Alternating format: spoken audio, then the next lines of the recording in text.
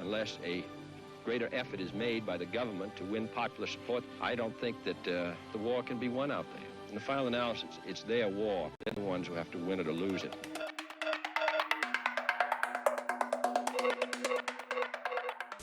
Well, hasn't every indication from Saigon been that President Diem has no intention of changing his pattern? If he doesn't change it, of course, that's his decision. He's been there 10 years. As I say, he has carried this burden when he's been counted out on a number of occasions. Our best judgment is that he can't be successful on this basis. We hope that he comes to see that. But in the final analysis, it's the people and the government themselves who have to win or lose this struggle. All we can do is help, and we're making it very clear. But I don't agree with those who say we should withdraw. That'd be a great mistake. That'd be a great mistake.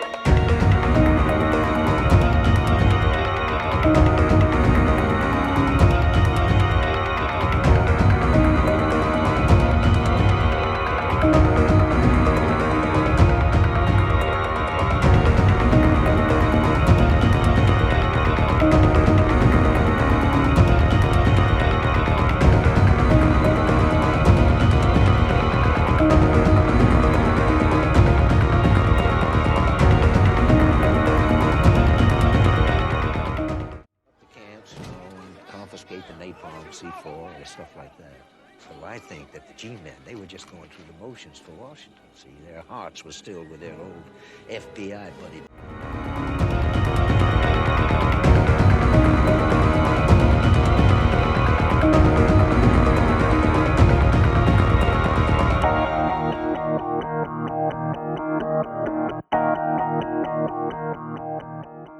We was over at Dave Ferry's place having a party. That was sometime late in the summer of '63. That's where you met Oswald for the first time. Yeah, strange guy. Dave introduced him Willie, as, why don't you say hello to Leon Oswald? Hey, how you doing, man? What the fuck is he doing here? Fuck you, motherfucker. Okay, come on. Leon's in a bad mood. Don't get excited. He's all right. You said that this Leon was actually Lee Harvey Oswald. Fuck yeah. Hey, man, I got no reason to lie to you. If it's planned right, it's no problem. Look how close they got with the goal. Eisenhower was always riding around an open top. We need 3 mechanics in 3 different locations. An office building with a high-powered rifle. Triangulation and crossfire, that's the key. That's the key. A diversionary shot gets the Secret Service looking the other way. Boom, you get the kill shot.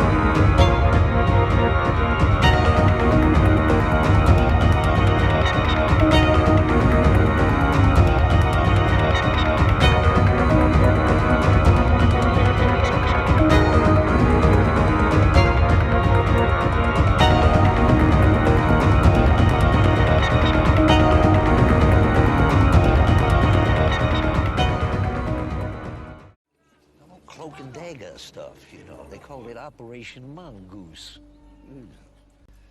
Whole idea was they were going to train these Cuban exiles, you know, for another invasion of Cuba.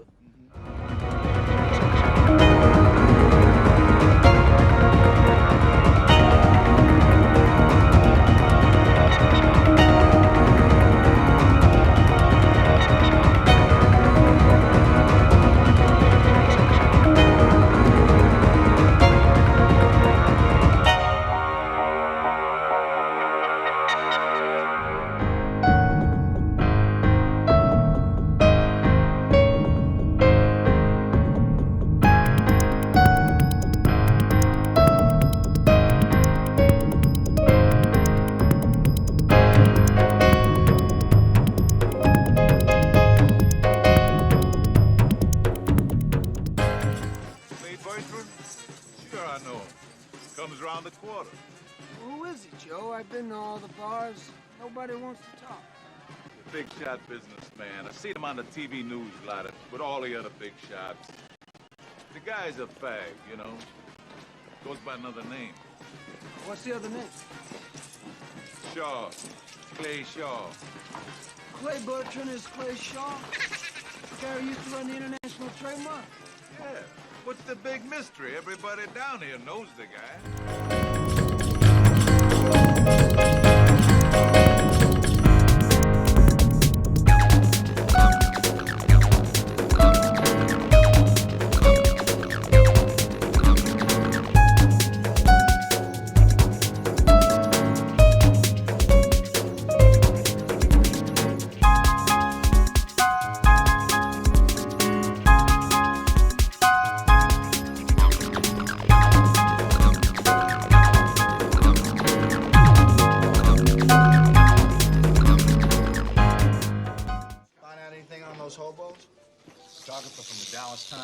Got some great shots of him. Never published. Can't say that comes as a surprise anymore. They took him to the sheriff's office, and they let him go. There's no record of him ever being questioned. Take a good look, Chief. Any of them look like the hobos you remember? These two look pretty young. Not a single frayed collar, a cuff, new haircuts, fresh shave, clean hands, new shoe leather. Well, who the hell are they then?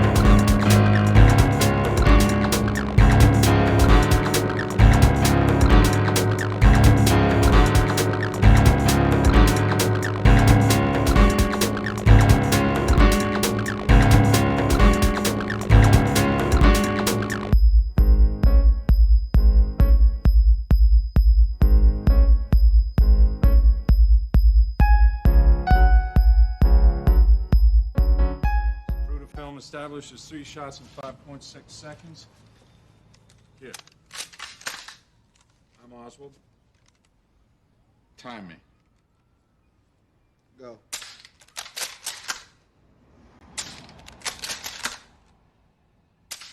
Time? Between 6-7 seconds. And that's without really aiming. Key is the second and third shots came almost right on top of each other. It takes a minimum 2.3 seconds to recycle this thing.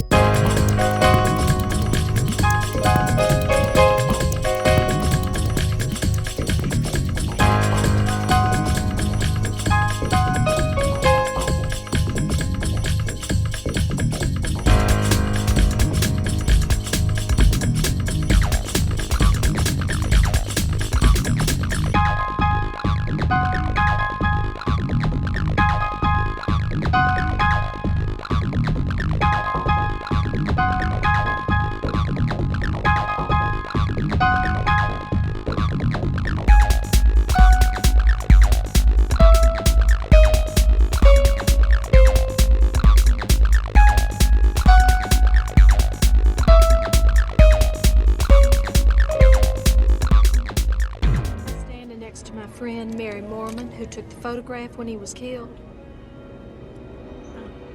I stepped down to the curb and yelled, "Hey, Mr. President! Look over here!" And then shots rang out. Mary fell to the ground right away. She was yelling, they're shooting, get down." I just stood there watching. The driver had stopped. I don't know what was wrong with that driver. Then, out of the corner of my eye, I saw a flash of light in the bushes, and that last shot just ripped his head off. I looked up, and I saw smoke coming from over there.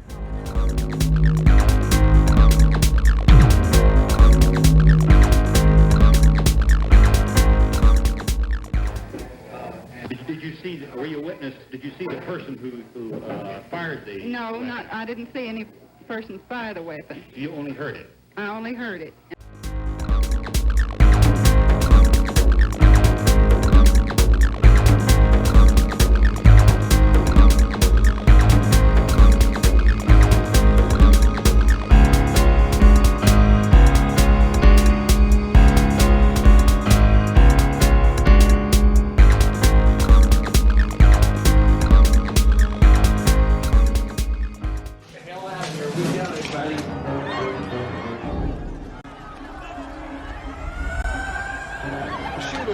Disassemble their various weapons, all except the Oswald rifle.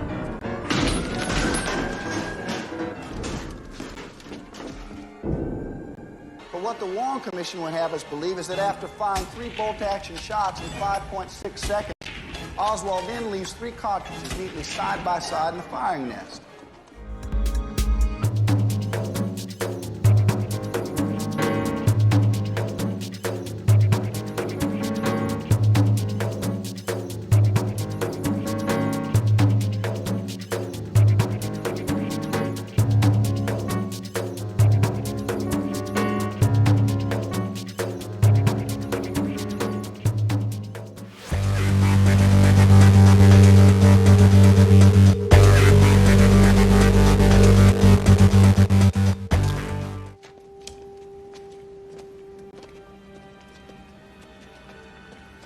Garrison.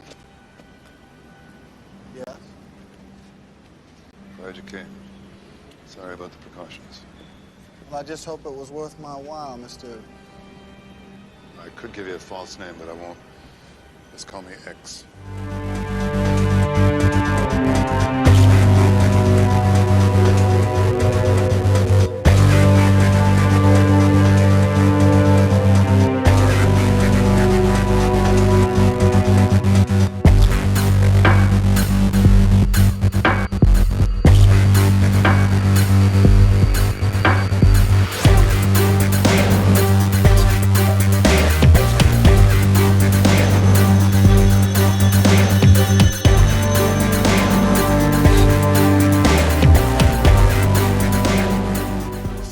Superior officer with Column Y. I was sent by General Y to the South Pole as the military escort for a group of international VIPs. I was on my way back in New Zealand when the president was killed. Now, Oswald was charged at 7 p.m. Dallas time with Tippett's murder. That's 2 o'clock in the afternoon of the next day, New Zealand time. But already, their papers had the entire history of this unknown 24-year-old man, Oswald. Studio picture, detailed biographical data, Russian information, and we're pretty sure of the fact that he killed the president alone, although it took them 4 more hours before they even charged him with that crime in Dallas. It felt to me as if, well, a cover story was being put out, like we would in a black op.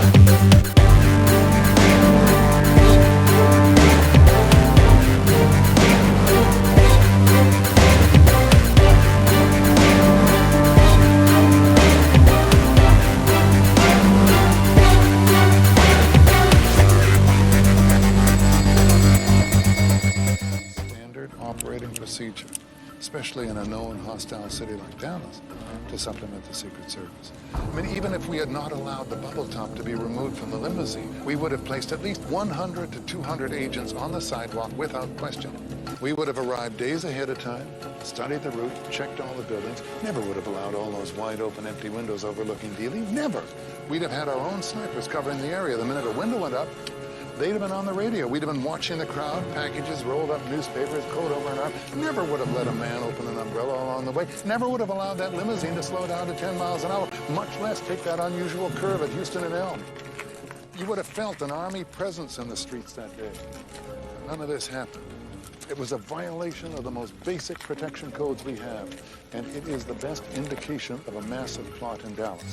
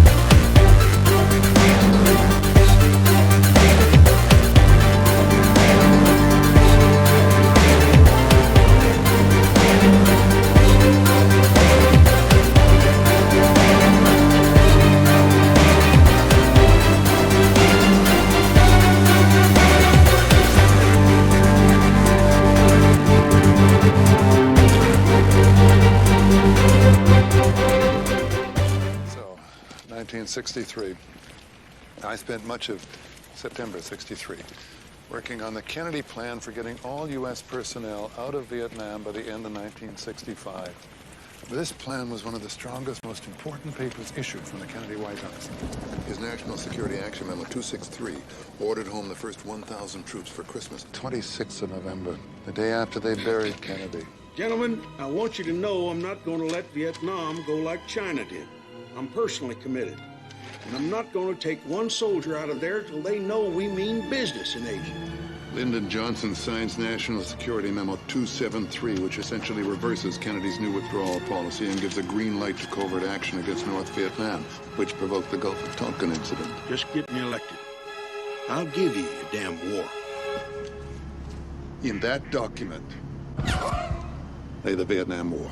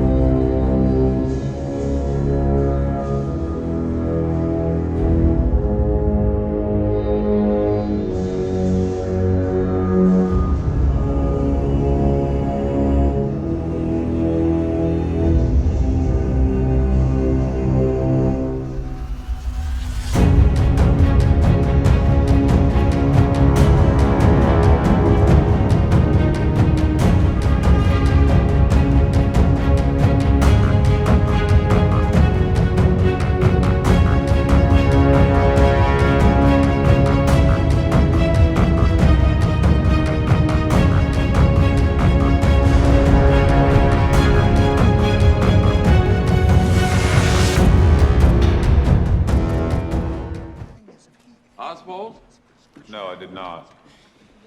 Ever called Dean Andrews? No, I did not. And have you ever met David Ferry? No. Wouldn't even know what he looked like if it hadn't been for the pictures I've been shown. Did you ever use the alias Clay Bertrand? No, I did not. Thank you, Mr. Shaw. Well, a very great actor has just given us a great performance, Your Honor, but we are nowhere closer to the truth. Let it be noted that my office is charging Clay Shaw with outright perjury on the 15 answers he's given in this courtroom today. Not one word of truth having escaped his lips. You're out of order, Jim boy. Now sit down.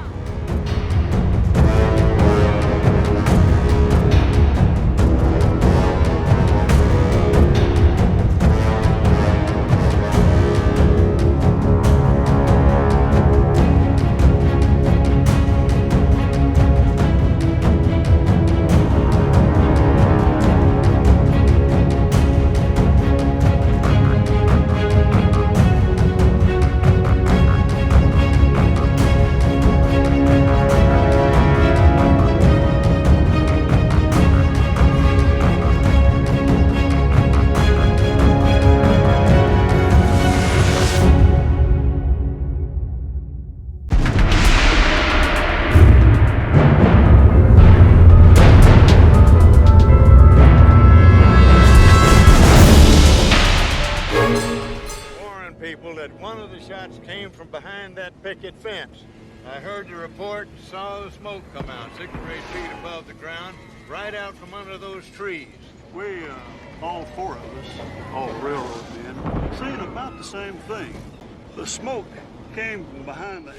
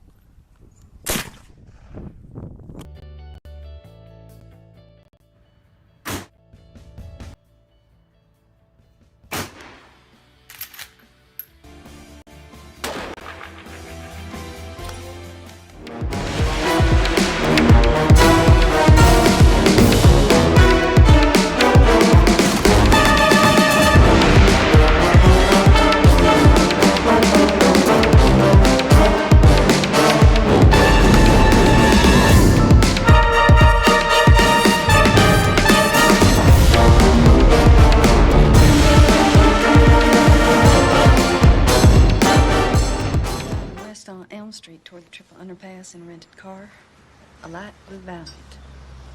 I will never forget that day.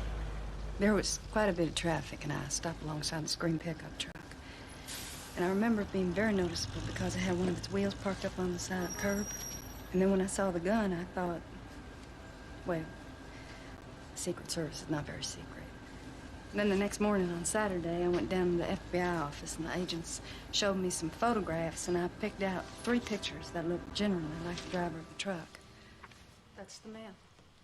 You mean you identified Jack Ruby on Saturday? That's right. The day before he shot Oswald?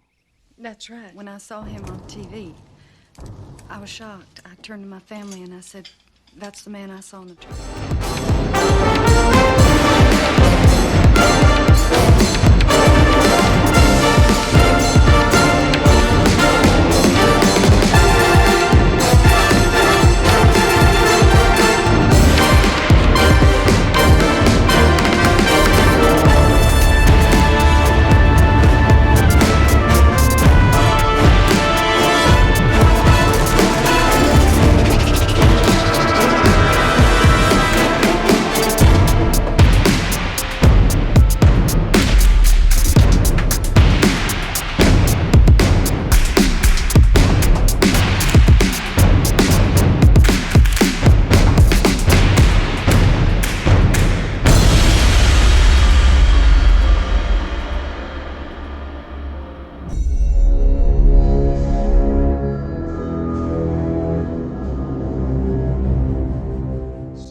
Circle him very probable. Right. Call him Oswald's handler. The Oswalds are introduced by George de Mohrenschildt to Janet and Bill Williams. I'm an engineer for Bell Helicopter. It's through Janet Williams in October '63 that Lee gets the job at the warehouse right smack on Elm Street at the book depository. Presumably so he can now exercise his intellect stacking school texts at $1.25 an hour.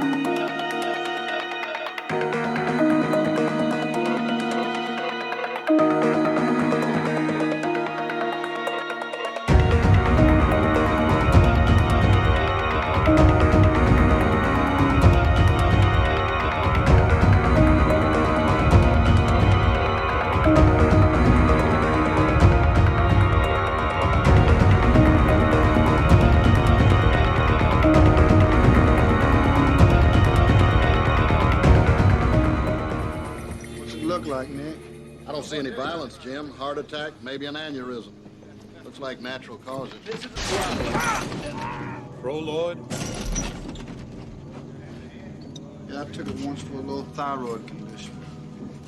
Raises the metabolism a little. David Ferry strike you as the kind of person with a low metabolism? Hardly, I'd say the opposite. Hypertension. I think it got him killed. Can I have a word with you? What would happen if a man suffering hypertension were to take an entire bottle of Proloid? He'd die pretty quick. Either a heart storm or a ruptured blood vessel in the brain. Uh-huh. Can you ascertain if there's Proloid in his system? Not in a routine autopsy. But if we looked at the spinal fluid, there might be a high level of iodine, but it's difficult to know. What you thinking, Jim? I don't know, it doesn't make sense, Nick. I mean, the man's afraid of dying, but he kills himself in a way that leaves no trace. But he leaves 2 unsigned suicide notes. If it's a suicide, I've seen weirder, Jim.